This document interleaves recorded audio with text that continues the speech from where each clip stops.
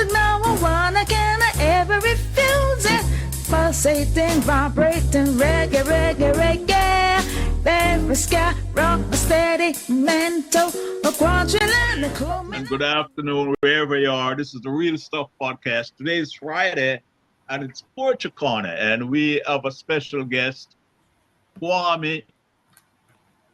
Wow, McPherson, man, poet extraordinary, writer of short stories. I don't know, there are so many accolades, that I could give to this man, but I know he's a humble person and all of that. And also with us here today is Flavius, our co-host. And we are here to talk with Kwame, to hear some poetry, to hear about his latest projects. All right. Even to listen to a short story too. Yeah. Oh, wow. I was just going to ask the question, when are you coming to do a short story show for us? That's a good, but yeah, man, now I can do a short story show whenever you're ready, since it's one about poetry. Yeah, Courtney, deal with that, Courtney. We are into short stories too, Okay. That's only poetry. All right. Yeah, man, well, I'm a writer, so, I have short stories. I have other short stories. Wonderful. Yeah, man, so anytime I'm ready for a short story, I can read it from the award-winning one to the, so, yeah, man, loads of short stories. Wonderful. Back to you, Courtney. Yes, and I know, we'll do that later in the show because I see our special project that they put out on Facebook, and I'd really like to hear about it. You know what I mean? Oh, one of the many. yeah, one of the many. No, what that look like a really serious suspense drama stuff and all of that. Yeah, man. Yeah, man. I want you to talk about it really later on. Okay, yeah, man, definitely. Yeah, man.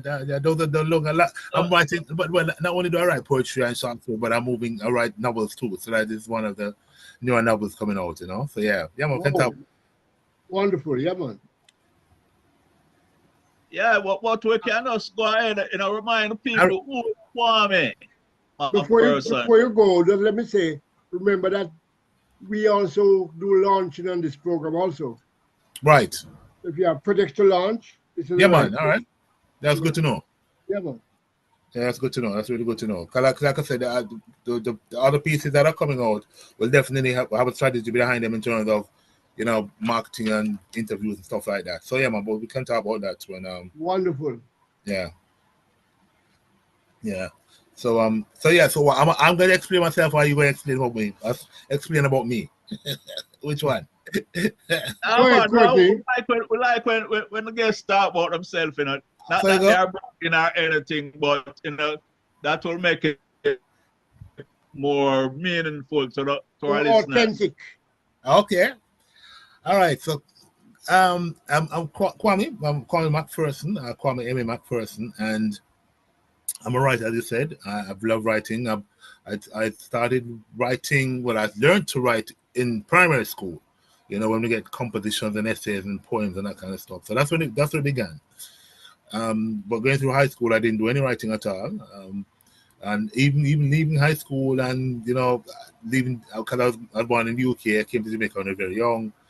I went back to the UK when I was a young man, and I did no writing from primary school up to the point where I went to returned back to the UK. It's whilst I was in the UK working in the civil service. You want to mention the primary school? Yeah, man, Tarrant Primary School. Tarrant Primary. Okay. Yeah, Tarrant Primary. Calabar High. Okay, wonderful. Yeah. So and I did extra lessons at XN. So probably 3 institutions in terms of my younger years. Grooming you, yeah. Yeah. Molding you. Yeah, exactly. Well, Calabar is the one I played the biggest part of it, of course. Okay. And then, like I said, I returned to the UK, and once in the UK, I ended up working in the civil service, and it was in the civil service.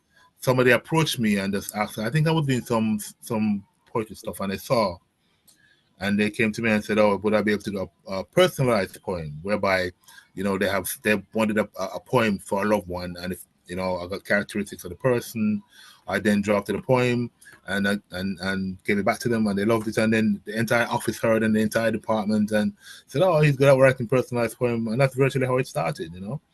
So I started out writing poetry, and then since I saw that the interest in terms of the poems that I was writing, I said, "Oh, I may try my hand at a number of competitions," which is what I did. Ended up winning a few awards, which was, you know, pretty cool at the time. But all along it was just a hobby. And then I transitioned from poetry because I said if I can write poetry, then I must be able to can write stories. And transitioned from poetry into story writing. Nothing happened with that. That was a hobby. I actually left the UK. I went to Canada for a while. Whilst in Canada, I ended up continuing writing more poetry and then ended up writing more short stories. And whilst I was going in Canada, then I went through a process of depression. I had experience of depression. I was going through that process. I was going through that experience. It came that you know, what was it I was good at, and it was writing. Really, it doesn't matter if it's poetry or whether it was short stories. And in the end, I said, all right, you know, the message came. I said, you're a writer, so that's what people enjoy. And I ended up writing a number of a bookstore out in Brampton called Knowledge Bookstore. And I remember them having a competition, and I entered, and I didn't win anything. But the beautiful thing is that the judges were renowned writers in their own right, award-winning writers, and really renowned in North America. So one of the judges, his name is William Frederick Cooper, said to me, "Oh, great writing, but this is the element that you've missed." And I said, "Oh man!" And like I said, when I was going through what I was going through in terms of my depression, it was you know, it kind of played on my mind, kind of thing. But the following year, I re-entered, and I won first and third places of the same award. And that's when I realized how good my writing actually was. And William was the judge again, and he was blown away. And then basically just ended up writing compilations or short story compilations. So I have a couple of compilation books out on Lulu.com. I think they're on Amazon also. And that virtually is how it happened. And from then on, I just said, you know what? Writing is my thing. I'm going to continue writing, empowering people, and letting people enjoy my writing, because that's what I began to find, that people do love my writing. You know what I mean? I entered more competitions and got more awards for the writing in particular. And that's virtually that's how I continue up to this point today. Like I said, last year when I won the Commonwealth Short Story Prize, I didn't write to intend to win it. I write because I love writing. But I won it. And it was the 9th time that I actually entered that competition. So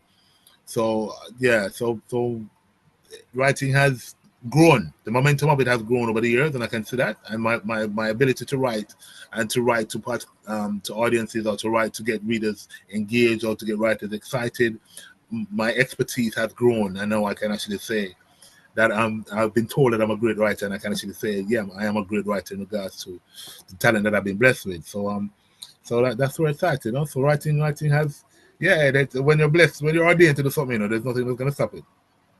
And for me, I've been blessed in regards to where I started from to where I am today, and the momentum and the growth of it, I can actually see in terms of my own life. And yeah, it's proud. I'm very proud of the fact that I'm living my dream, and I've been able to do what I've been blessed with, you know. So that's it in a nutshell. You know, obviously can go deeper in regards to aspects of its story, but in a nutshell, that's the overview of the journey.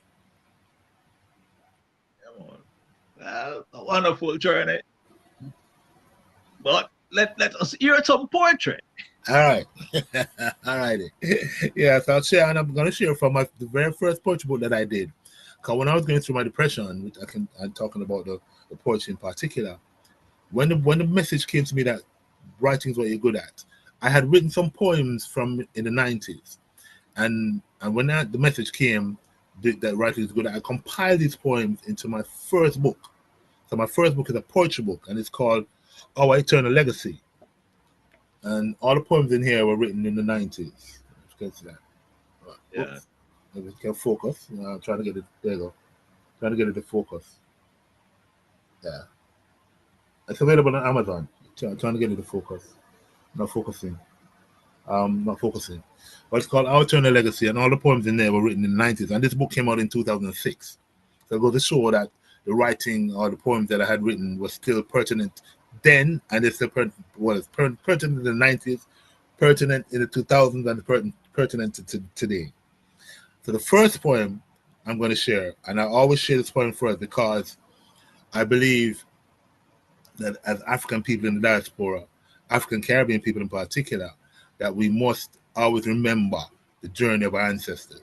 So this poem for me is my libation to our ancestors. And even then, that the next part of my experience where I went to Africa. But this particular poem is my way of giving back in regards to, like I said, a libation to our ancestors. So it's called My Mind's Eye. My mind's eye watched a brown-colored wooden ship on the horizon. It appeared suddenly out of the golden sun. White squares slapping like big seagulls' wings flapping, floating over the water, hitting the beach, then began the slaughter. Men, white like rolling waves, skinned like my brothers' sisters, gone past, now in the ground. Eyes blue, still, no life there, no feeling anywhere. Like a tiger's, ready to pounce, ready to kill. My mind's eye watched our ancestors gunned down, arms outstretching in love and welcome. Blood drenching the beach, fear now known, eyes wide staring at what had come, wickedness declaring. Doctors, administrators, kings, queens, men, women, children, brothers, sisters, mothers, fathers couldn't have seen the danger of our love given to another being. Herded like cattle, bounded, shackled, transported to faraway lands, it's evident today we sift like the desert sand. Nowhere to go, lost we don't even know. My mind's eye watched our ancestors lament, whipped, lashed, raped, murdered, betrayal of each other easy when tempted. Life had no meaning, a thought of our future, a victory worth earning, no going back, no turning. My mind's eye watched the privileged life we now live. Will we work and die as they did? In the face of oppression, death, hateful deeds, creating our own reality, determining our own need. Learning about self, read. In our heart, in our blood, our ancestors rest in truth, rest in peace, not driven by others into the mud. My mind's eye watched. And that was written in September, funny enough, September 1993. Wow. Yeah. So that's the very first poem of this book that of my very first book. All right. So what happened? And then I wrote a number of other books afterwards. On my return back to the UK, I wrote some more poetry books. I haven't written a poetry book in a while, but let's see if I can find something else. So this one's called Life is One Long Road. And like I said, all of these poems are based on observations that I was having at the time and what I was seeing happening around me. Life is one long road. Life's a long road with lots of signs, like cars on the road, be in line, not jump in the queue, making a wrong turn, take our time. Life is one long road. Potholes appear in our way. Bad drivers with no experience swerve, sway. A crash may happen, most time not our fault, due to other road users never properly taught. Life is one long road. Life's a long road with lots of signs. As a passenger, guide the driver. With endurance, tolerance, support, admiration, it will turn with selflessness and adulation. Life is one long road. If you're the driver, be attentive, purposeful, caring, faithful. Think of the advice, guidance given to you. Be grateful too. Life is one long road. Life's one long road with lots of signs. We must learn. Everything will be fine. The road will be rough. Our journey sometimes tough. The road will be steep. Once we've learned, no need to look behind to weep. Life is one long road. We learn what we should. The positives we keep. Knowledge, wisdom will come, sit in our minds like the glowing sun. Our life will finally be kind. Our destination will be easy, not hard to find. Life is one long road. Really, life a one long road with a lot of signs. With lots of signs, you know. And I love Tenasa, you know. Tenasa was the messenger at the time. Yeah, man. And, Yeah, man, them songs. Yeah, and I took that and created the poem outside, you know, the life is one long road, you know. And like I said, Before you go on, Kwame, I saw a little Facebook thing the other day with you and a wonderful lady called Julie Mango. Oh yeah, Tell me Julie, my about that friend. experience because Julie, my friend. I'm a Julie Mango fan, you know. Okay, all right. So what was Black River Film Festival took place in June, and I was a part of the team. I was part of the event. So it so happened that Julie was also a guest for the event, and it happened that we were staying in the same Airbnb apartment block. Now, what had happened was I didn't. No, we initially met at the launch, right? But we didn't saw her and she saw me and that was it. We didn't pass each other and say, no, that was it. But we didn't realize that we're in the same Airbnb apartment block. Now the beautiful thing about this Airbnb apartment block is like right behind it is a beach. You know, literally, you step out the door, you're on the beach. So it so happened that one morning, I don't know if you know Angela Ma. Angela Ma is one of the biggest black comedians from out of the UK.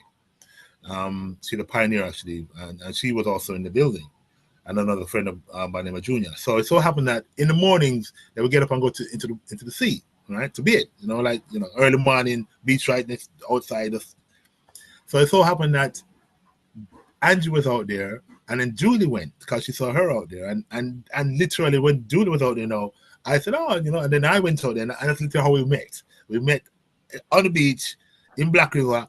And then it was good vibe, man. Good vibe. It was good vibe with her and Angie and that's how we met. And funny enough, we're now friends. We're friends. I can call up and say, "Oh, Julie, I did it." You know what I mean? But yeah. She's a phenomenal, funny, very funny, very funny, very very funny, very funny. But man, I comedy off the charts, man. Yeah, beautiful soul, you know what I mean? And she's transitioning into other things, but she's very funny and she's very very warm, Want to get to know her. Yeah, she's cool. Yeah. So yeah, man, look a friend.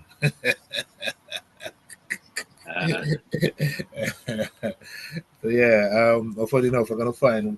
I think I wrote one about love out of this book. There's one I wrote about love. I can find it. About Jamaican woman. Where is it? Bathroom. Where is it? So yeah, man. So that's something like what a Fab Five give us,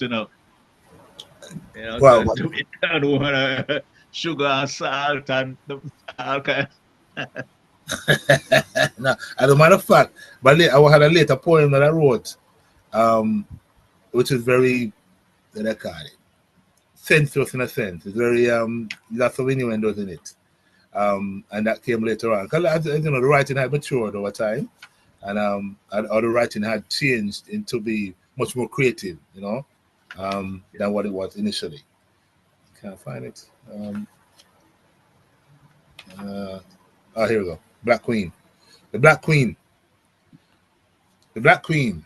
Her complexion a beautiful black, like our ancestors from Azania to Kemet and back. True, strong is her stature, like the sisters along the Nile River. Proud, wise is she. From Africa she must be. Ambitious, real, a true Nubian princess for real. She has inherited from a culture rich, untainted, flowing through her veins, centuries, generations, countries, cities, streets, lanes. To keep, cherish, nourish, nurture, we need more like she, for a powerful black man to support everlastingly, to give it all eternally, the ultimate key. Eyes of pure African diamond, heart of solid gold, knowledge too deep, her insight cannot be bought or sold. She is one with the spirits we must respect and behold. Through the blood of our ancestors, she goes the extra mile, our Black Queen of the Nile. We walk great, heads held high for our nation. Do you know why?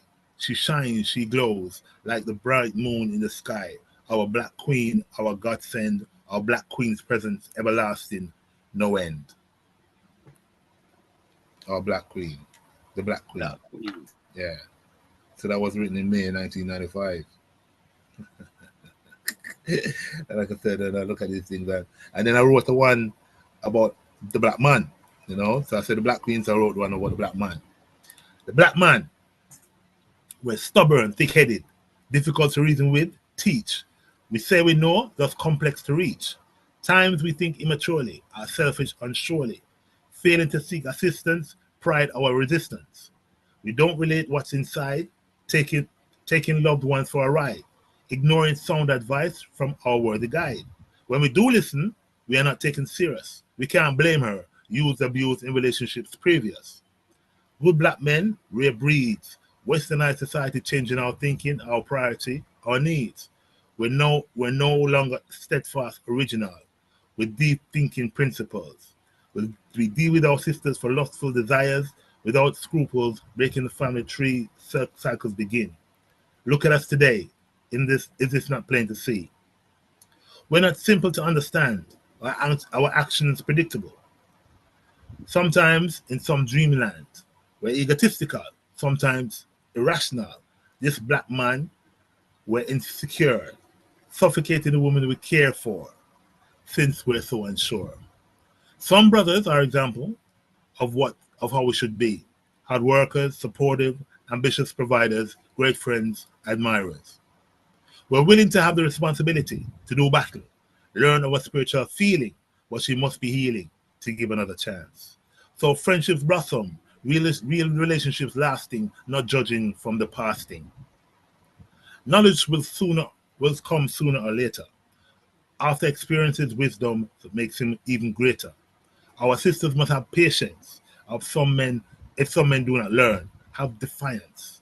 A few will make the difference. Don't judge one, don't judge all. See the brother man as someone who would fall. Pity him, pick him up. Show him still admiration, for he will alter. See the process had begun. It will not falter. The black man. And that was written in April 93. Very interesting twist. Yeah, and April 93. now there's something you said a black queen, and then you said a black king instead of black man. Yeah, the black man, because I did dedicate one to a king later on. If I can find it. Yeah, I did one for a king. Or probably my next edition, I did a one for a king. But tell me something about even a black man. It sounds basically to you that talk out of a Caribbean experience or a Jamaican experience. Yeah. It was my experience in regards to where I was at the time in terms of relationships and stuff like that, and having that self-reflection, reflecting about my role within the process or my role within the situation, and that's how that poem came about. It was what my role was within the whole scenario, and what transpired between me and my partner at the time. So it was like a self-reflection poem. Yeah. Well, like I said, later on, I did one for King, because my next poetry book was called "To a Fallen." Oops, there you go. "To a Fallen," which is a pity not focus. There you go. Yeah. To a Fallen, and this one is a collection of poems dedicated to young people, because at the time in the UK and still today, there's a lot of youth violence, and I felt I had to write a poem which was dedicated to young people. So this, again, poetry, I think that is pertinent, regardless of from when it was written. So a lot of the poems in this are pertinent today, as they will be, then, as they probably will be tomorrow, more than likely be tomorrow. And in this poetry book, this is where I wrote about there are two aspects to it. It's where are we in terms of where we are at the time, and where we are still today, and where we need to be. So there's two stages to this poetry book. I'm going to touch on a couple of where we were or where we are, and then you'll see what had transpired from that to where we should be. All right, this one is called Mama. I like that one. 22. So again, I'm going to, and these poems are written contemporary. So they were pretty modern. The first one was poems that were compiled from the 90s, and then I did my first poetry book in 2006.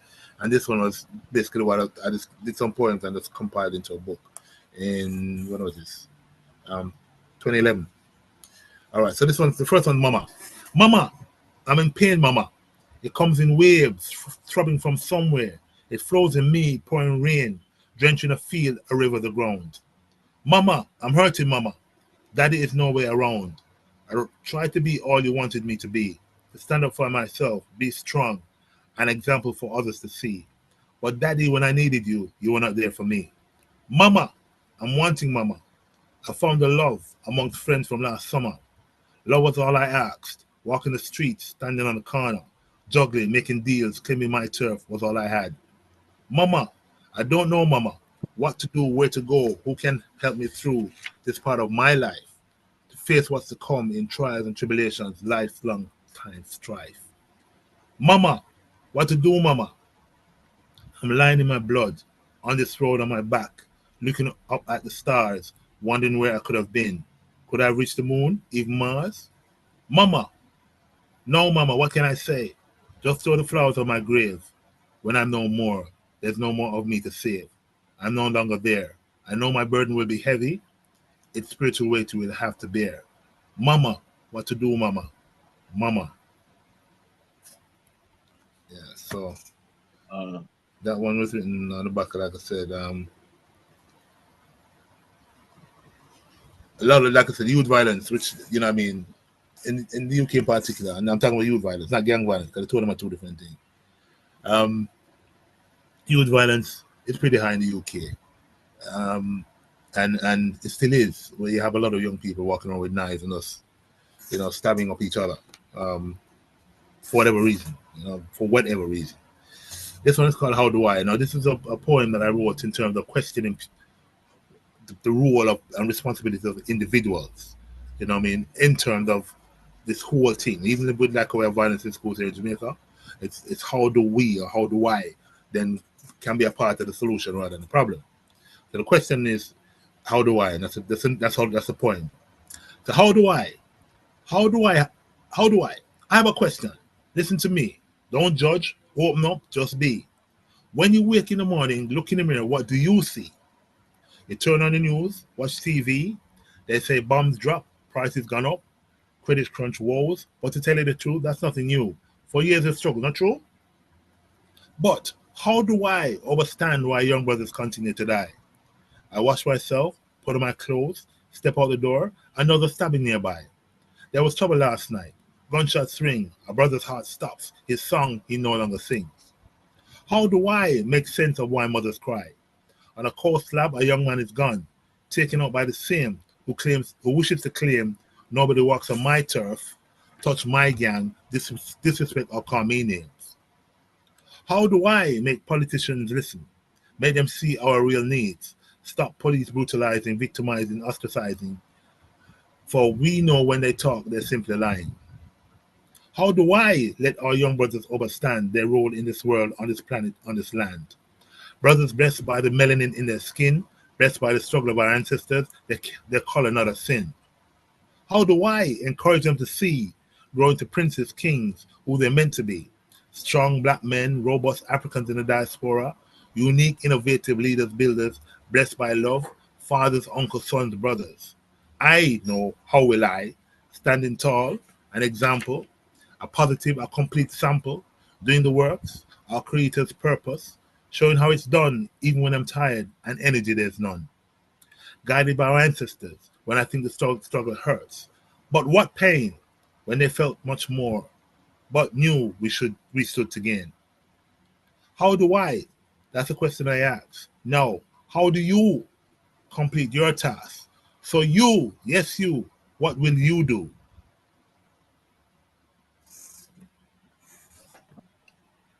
Oh, really profound, yeah. What will we do? You're blowing me away. What will I do? Yeah? Yeah. Yeah, so yeah, man. So like I said, a lot of these poems are still poignant, to this day. I'm just gonna read one more, and then I'm gonna move out to the where we should be. And so this one, I'm in pain. I feel the pain starting in my stomach, pin pricking like falling rain. All over me, I feel my love blood seep away. There are too many holes. My hands can't stop the spray. Through my fingers, liquid flows. The wound's too deep. My organs feel the strain. I feel my heart stop beat. My eyes closing. The pain is too much. God, why did he have to do it? All I did was walk in the wrong area, in the wrong place. All I did was wear the wrong color, like an athlete in a race. All I did was have a nice cell phone my parents gave me to call home. All I said was money I had none, the last I spent on some chewing gum. I'm in pain, in pinpricks like falling rain. I'm in pain, it pinpricks like falling rain, like falling rain. I'm in pain. That is powerful. Yeah, yes. So like I said, my writing had evolved. Very pointed. Yeah, my writing had evolved, and I must admit, I haven't read this for a while. You know, I haven't read this for a while. I must get back to reading them. Okay, so now I'm gonna move on to where, right? So the poem I'm gonna read on is called Black Men Are Kings.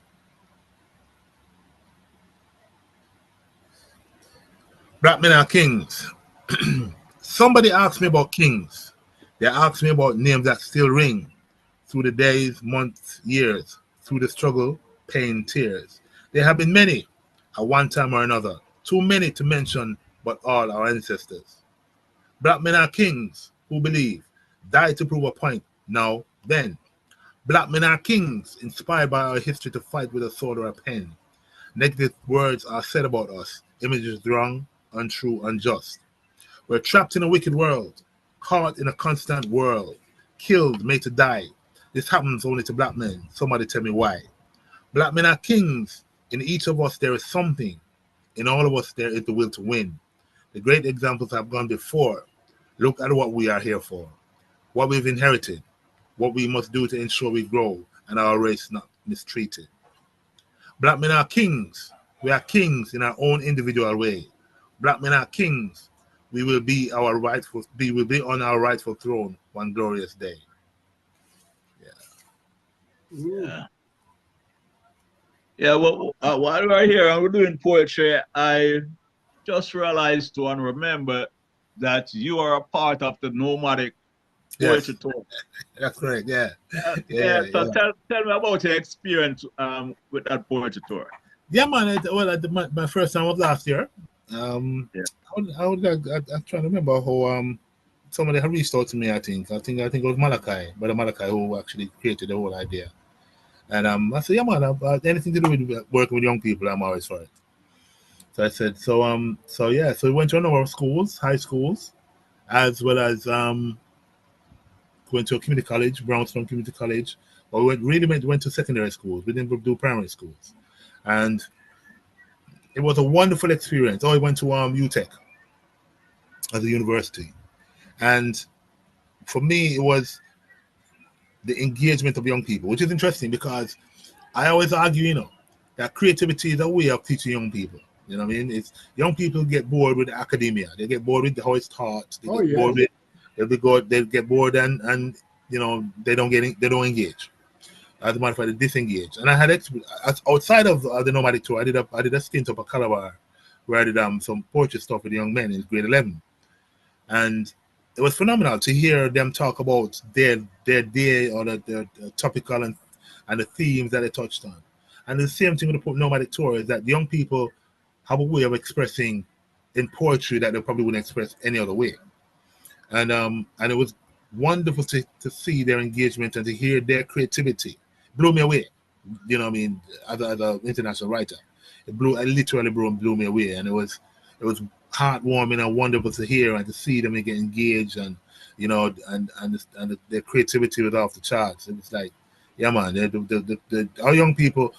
I think that, like I said, I think we are reaching our young people through creativity, and being on a tour, it reinforced that fact to me that creativity is the way of teaching young people, getting them engaged because they can once you have them locked into that creative part of the mind, then it's like, yeah, they just don't know what they can produce. I think that the logical part of the mind is and based on everything that they see around them, based on everything that's happening around them, they have they you know what I mean, everything moving so quickly, you know, the creativity, you have to be creative in order to tap into them, and to get them engaged. And that's what I found, and I love it. We're doing another tour this year, obviously, and I'm a part of that too. So yeah, man, phenomenal tour, wonderful way of, like I said, of getting young people to express and to be engaged. You know. Yeah. But I think maybe one of the problems too, like maybe in Jamaica, maybe you don't have enough arts program in schools, especially in high schools.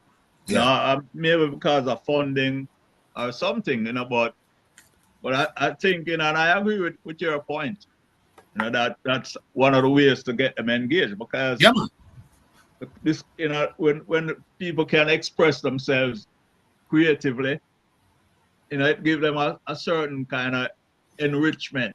Totally. Yeah, you know, and it helps to motivate them also, you know. Completely. And like I said, our young people are very creative. Not all of them are academia minded in terms of, you know what I mean, doing, you know, learning that way, that in terms of that process. The few that we've come across, or the many that we've come, not few, the many that we've come across, their way of like I said, of engaging and being excited about what they're doing. And that was the thing, it was seeing all of that, you know, that's, yeah, you know, they're gonna write lyrics, so like doing a song, you know, and that seems to tap into something more than just sitting around and listen to a teacher regurgitate stuff, you know. So yeah, that's what I found. It's and I think it should be explored more in terms of how we can actually reach our young people through poetry, you know. Yeah, so that was to our falling, and now I've got my last poetry book. It's called The Love Poems. So the Love Poems, the Love Poems is because of what I had written prior, in terms of both of them were observational in regards to aspects of daily living. I thought that why not write something which is dedicated to love, you know, dedicated to upliftment and love and partnership love or self-love or, you know, family love, you know. So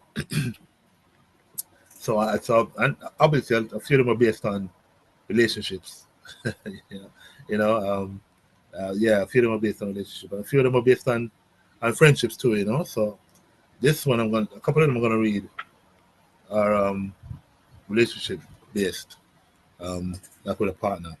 So this one's called I Miss holding your hand, taking a walk on the riverbank. I dream of doing over sand. A glorious Caribbean sun shining, giving us strength, making us strong, fulfilling our creator's purpose in life which is not long. I miss hugging you close, giving you power when you don't even know. When you feel weak, can go no more. I give you my shoulder to rest, to face a world that constantly tests. I miss kissing your lips, tasting your succulence, a mango nectar, sweet, delicious. My mouth is alone, a lonesome dove trying to find its way home. I missed our talks, our reasoning along our walks, putting the world to rights, from our guided thoughts, knowing what we'll be, watching the world, watching we. I miss your smile, the grin that dazzles for miles, its warmth felt by all, even when you're sad inside, you still stand tall. I miss your scent, lingering in my nostrils, even when I'm asleep. It's there, intoxicating, keeping me whole, filtering into my very soul. I miss your body, your legs, beautiful to see, slender, tender like a young banana sapling tree. To pick its fruit is a temptation, but for me to cherish, nurture, cultivate our true spirituality. I miss your bottom, thick, firm, thick, round, heavy in my hands. No doubt our ancestors' legacy. Over the years, across many lands, its burden one needs to overstand. I miss your breasts, their taste, their softness, their touch. Now I overstand the new baby's fascination, its mouth entrapped in wonderful appreciation, locked in an internal connection. I miss your naked body at night. I toss, turn, something's not right. Its heat, the fire, its aura, Sharing with spirituality is what I desire. I miss your head on my chest, providing you warmth, comfort, giving you bliss. You're not alone. I'm here, whatever may come, together for us to face in unification. I miss your vibe, early morning, the brightness of you. It's like the sun dawning, feeling, waking the world to another day, journey. As more stories unfold, still there's plenty more to be told. But what I miss most of all is to be with you, to grow old, to build, to be one. As our Creator planned, to leave a legacy for our young people, be upstanding, righteous, for them to overstand. A lasting foundation begins with self, since our ancestors gave us that liberation. But time is a common denominator of our journey, our continued transition. That is what I miss. I miss. Wow. Beautiful. Complete. Yeah. Well, description. You have to teach me how to use some of them adjectives and all of that.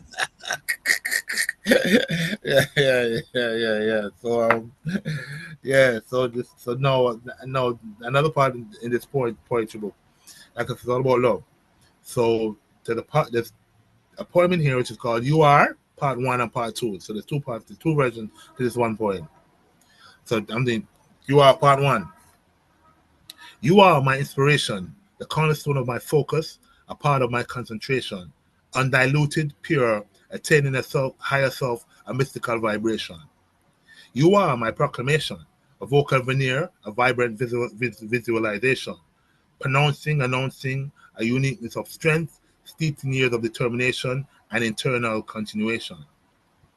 You are my exclamation, heart skips a beat, a mouth-watering manifestation, a yearning, wanting, longing, loins burning, stomach churning, make love until early morning, a new type of dawning. You are mesmerizing, tantalizing, satisfying, gratifying, every cell in my body, I'm not lying, straining, staining, holding, my being in a grip, factualizing, justifying, simplifying, how to be, how not to slip. You are captivating, joining, uniting, aligning, grasping my soul, enhancing my meditation, flowing through my veins, a sensuous, sweet sensation.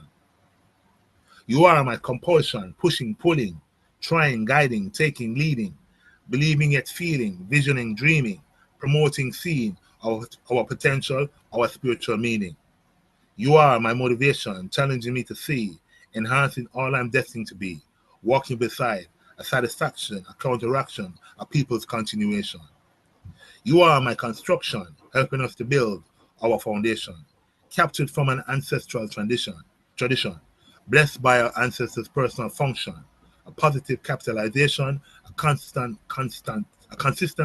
captivation. You are my completion, fulfilling a journey towards our destination, a walk, a trip, an excursion, blessed, taking us to our spiritual conclusion. You are part 1.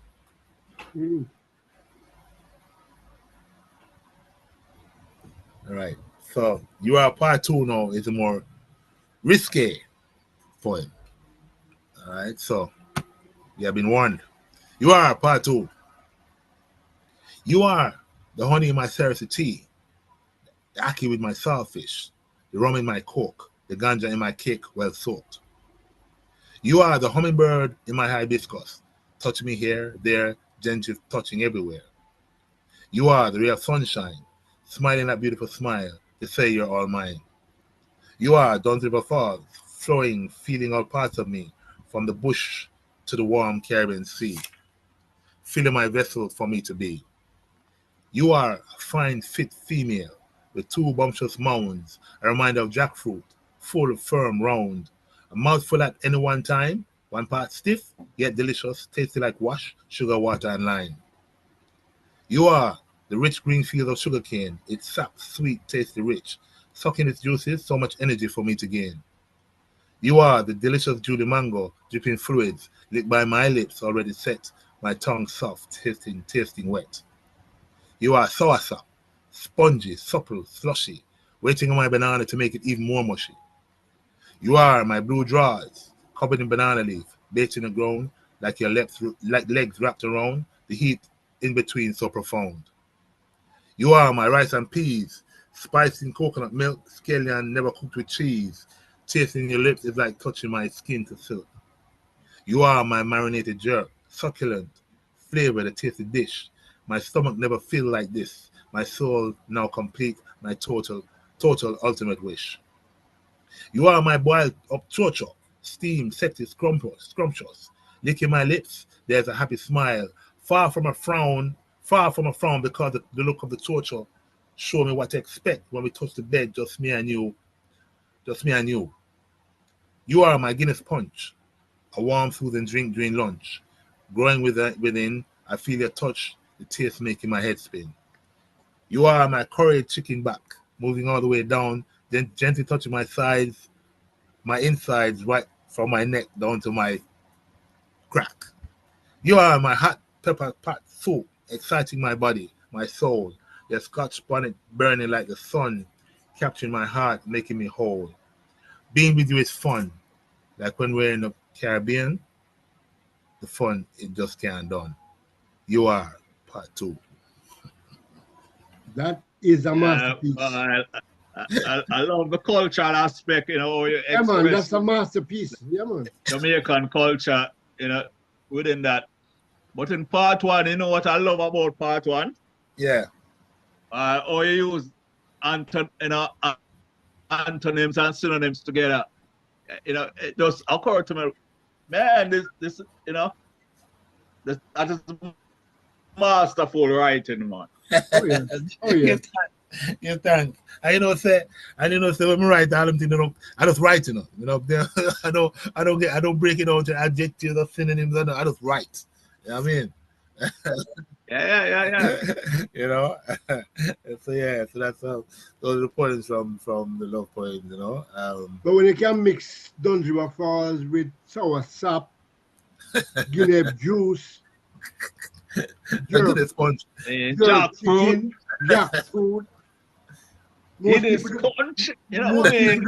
people don't know what those are. Yeah. The masterpiece, man. That's a masterpiece. Thank you.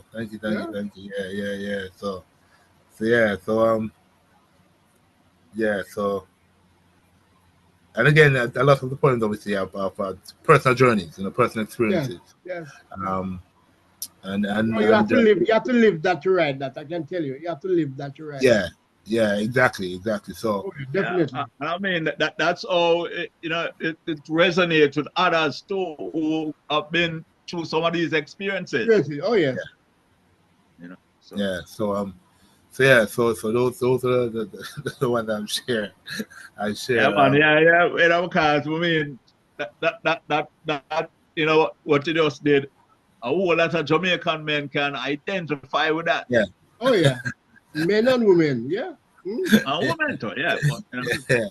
Yeah. Anytime I share that poem, man, it always brings a reaction, you know, because like that's a powerful. You ever put that on a pedestal by itself? Yeah, and the ability to it's tight. There's no little space left. You know, you just cram everything so tight together. You know. Yeah. Thank you. Yeah, man. Yeah. So it makes sense. And like I said, you can the changes in terms of the writing journey, because from my first set of poems, from my first book, from Our Eternal Legacy, right up to the love poems, I can see where I have grown in terms of my own poetry writing.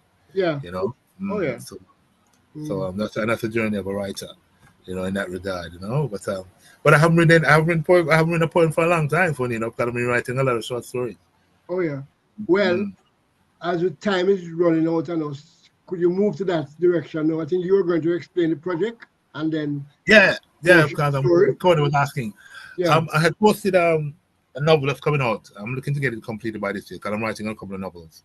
One is a novel to the short story that won for last year, and another novel which I had written. I think it's almost completed now. Actually, it's not completed already. It's called The Eradication Conspiracy. Now, being a learned person, I would say, because I love world history. I love what's happening in the world. I love reading about stories that happened from before. Because as a writer, you try to keep yourself abreast of what happened in the past, what's happening now, what can happen in the future. So So as a writer, I've got a project called the Eradication Conspiracy, which is one of about 5 different projects that I'm writing, aside from the Okohi novel, and this one is around a fictionalized conspiracy scenario where there's men in dark rooms who are looking to eradicate black people, basically.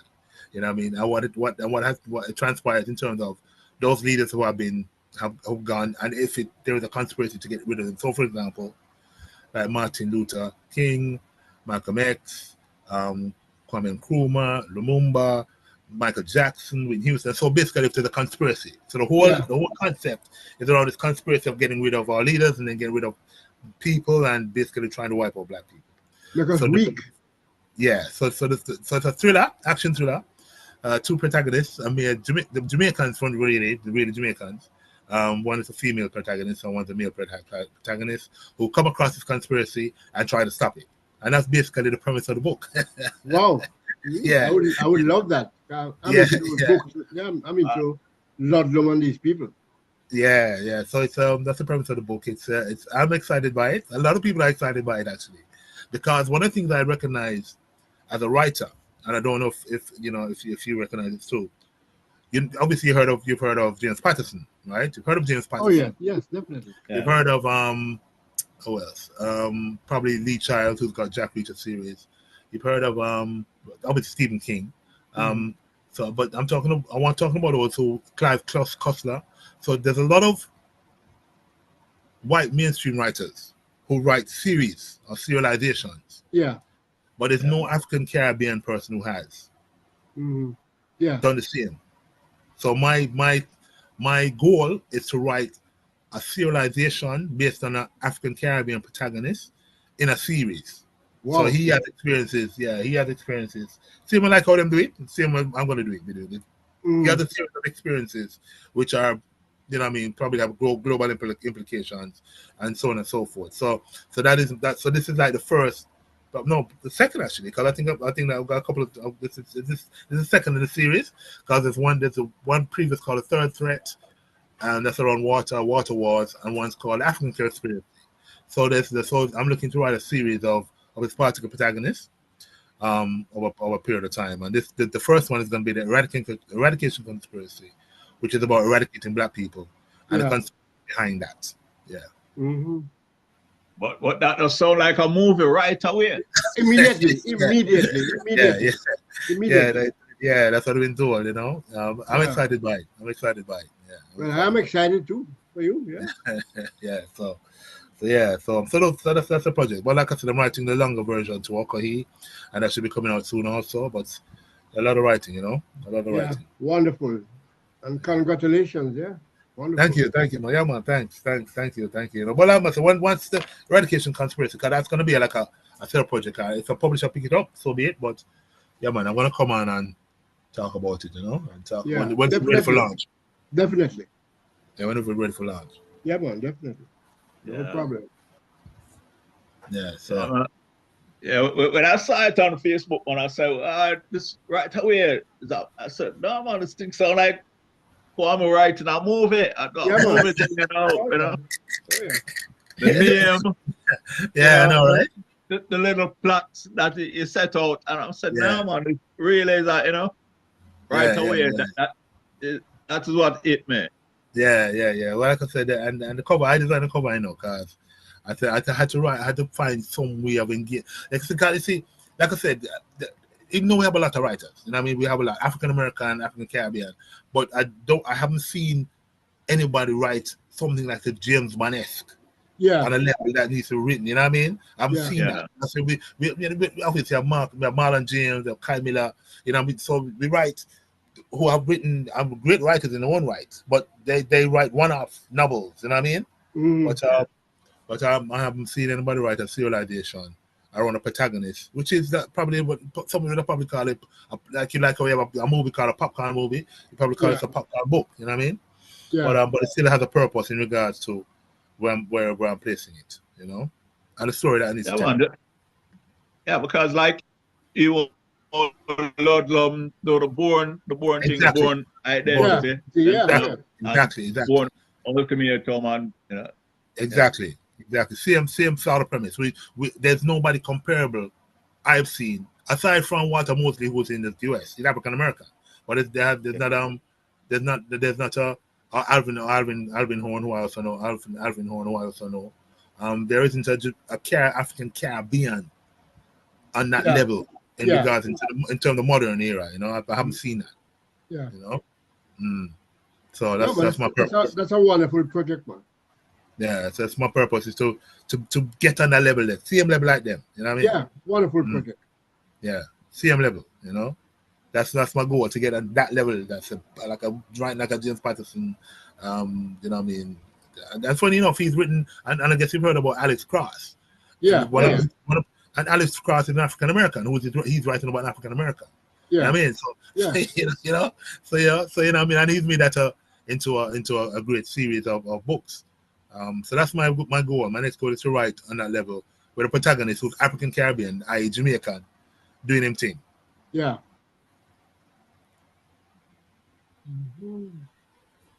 Yes. So are you still here, Kwame? Yeah, man, I'm still here. Okay, no, because I just okay. Yeah, man, really, truly thank you for being here with us, sharing your poetry, sharing your journey, sharing about your writing and all of that. Yeah. Next time we can explore the short stories next time, for sure. Okay, yeah, man, wonderful. We So, love that. Next time around, we'll arrange and do the short story thing. Yeah, man. I'm up for that. Yeah, so Flavius, just back to you for the closeout. Yeah, man. Thank you very much, Kwame. Thank you very much. You. And, know that you are welcome anytime and every time, So if you have something you want to put out, just call Courtney and that should be all right. Wonderful. We love having you, man. And I mean, your work is, to say the least, top shelf, Thank you. Thank you. But thank you very much. Thank you. And see you next time. Yeah, man. Okay, so bye for now from the Real Stuff Podcast. You lead us so full. You belong far away away. Ajuguala lebo buseru. Lida mua, lida sungfula.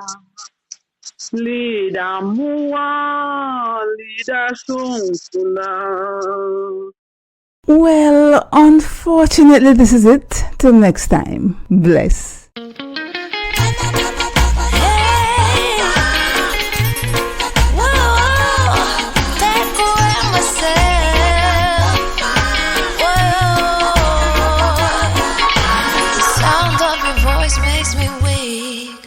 All you gotta do is just speak. One word is enough, and I'm no longer so rough. I forget what I was trying to say. I no longer do what I was gonna do, but you're no good for me. That's why me do what set me if it could flee. Me I fi take away me say. Me I fi take away me say. Me I fi hide like a thief in the night. Me I fi get out the side. Me I fi take away myself. I fi take away myself. I have to utilize I will.